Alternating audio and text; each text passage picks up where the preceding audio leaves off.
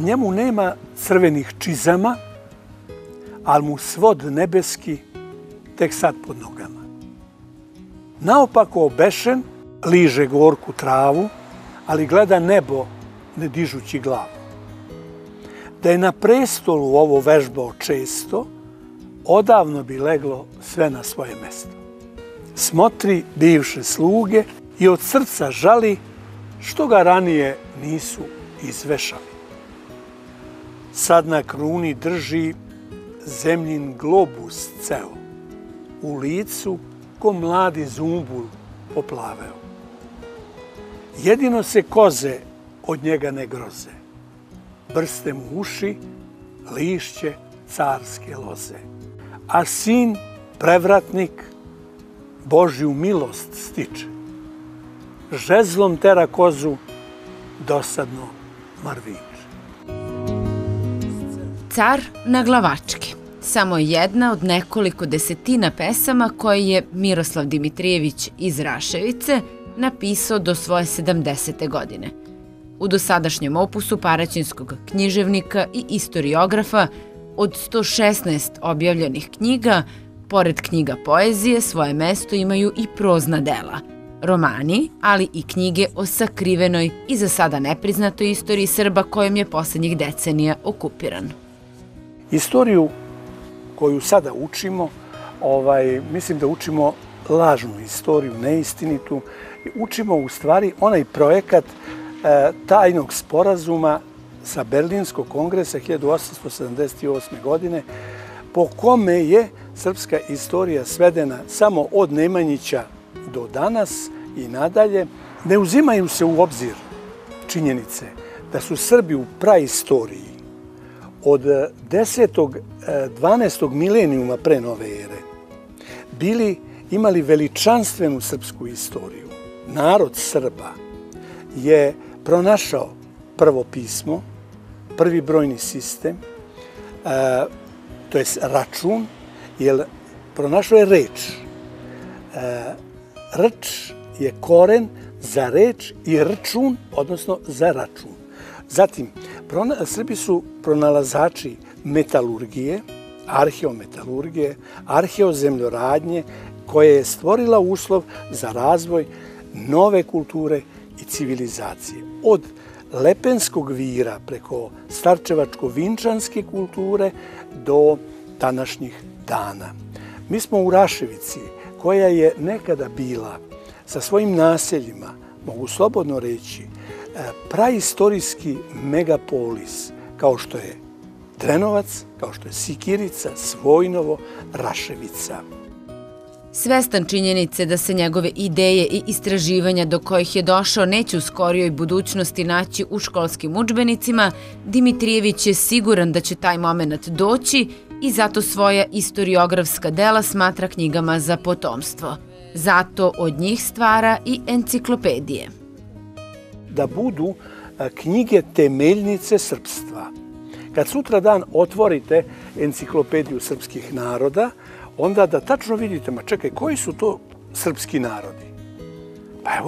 Pa evo, Misirci, pleme naroda Misa ili Miza, spominju ih Pomponije, Mela, Plinije i tako dalje i tako dalje. Znači, u svim odrednicama imate tačno, decidno ko je rekao, kad je rekao, gde i tako dalje o Srbima. Stvaralačka energija u trećem, ili kako ga sam naziva, zlatnom dobu života Miroslava Dimitrijevića, veoma je produktivna.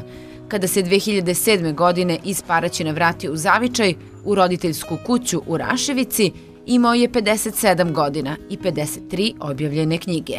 Danas ima 70 godina i čak 116 knjiga. Za 13 godina do danas ja sada imam 116. Znači, napisao sam još 63 knjige. Praktično, skoro svake godine objavio sam bar 5-6 knjiga. To je zaista velika produktivnost, što se može i videti i tako dalje. Ovo vreme, takozvanog zlatnog doba, dozvoljava čoveku da bude malo, da može slobodno da misli, da nema obaveze prema poslu, prema porodici, prema deci. sada sam u toj fazi kada su 3 vertikale čovekove inteligencije, znači razumska IQ inteligencija, duhovna ili spiritualna SQ inteligencija i emotivna EQ inteligencija, kada se sustižu i ta 3 stuba inteligencije se nekako tu su i čovek sada ima jedno najveće iskustvo životno, emotivno, duhovno, intelektualno i mnogo bolje sagledava dubinu, a mnogo bolje može da vidi i u budućnosti šta će da bude. Intelektualno, emocionalno i duhovno sazrevanje Miroslava Dimitrijevića preslikano je u njegova dela, pa su njegove knjige u stvari stepenice kojima se uspinjao kao stvaralac, blago i postepeno unapređujući sadržaj i mudrost u njemu iskazano. Iako se poslednje 2 decenije pretežno bavi istorijom i istoriografijom, Dimitrijević ne zanemaruje ni poeziju i prozu. Ja sam počeo kao pesnik i po vokaciji, što se kaže, ja sam pesnik. Ali ono, da ne budem neskroman, pesnik po rođenju. Jer ja sam u 6. godini života stao nasred sobe i svojim ukućanima sam rekao, ja ću da budem pesnik. Oni su to prećutali, samo se moj deda pridigao iz kreveta na laktu i rekao, nemoj Mile, pesnici kratko žive, 30 godina i tako dalje. Jedino se on zabrinuo, a ja sam onako siguran rekao, ako. Tada nisam znao ni jedno slovo, nisam znao ni da brojim, a apsolutno sam bio dete zaštićeno ispod brda Glavice, posljednji obronak planine Juhor, gde mi je rodna kuća jedna od najstarijih u selu.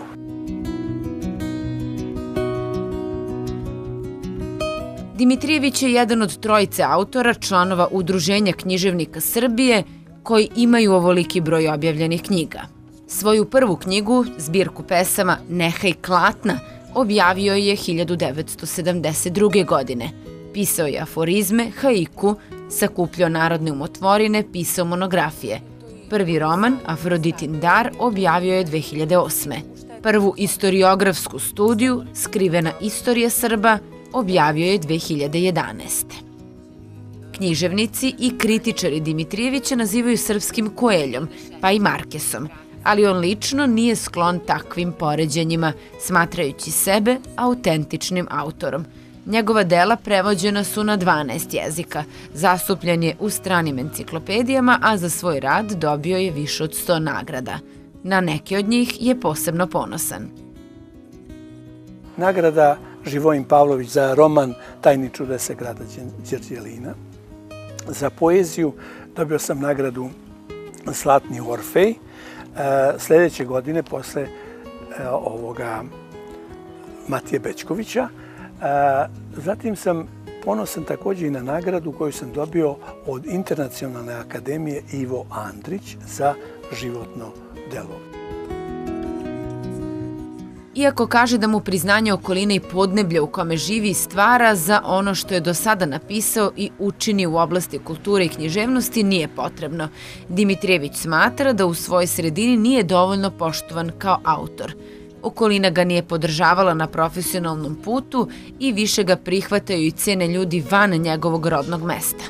Poverenje književne zajednice u njega i njegovo stvaralaštvo dokazano je, kaže, činjenicom da Srpska duhovna akademija, koju je osnovao 2005. iz godine u godinu raste. Sada, na to sam ponosan, Srpska duhovna akademija broji preko 100 članova iz Srbije, što se kaže od severa do juga, od istoka pa do zapada, kako se kaže u narodnoj pesmi, ali imamo i stvaraoce iz Kanade, iz Los Angelesa, iz Švajcarske, iz Nemačke, iz Austrije, iz naše dijaspore. Živeo sam od reči.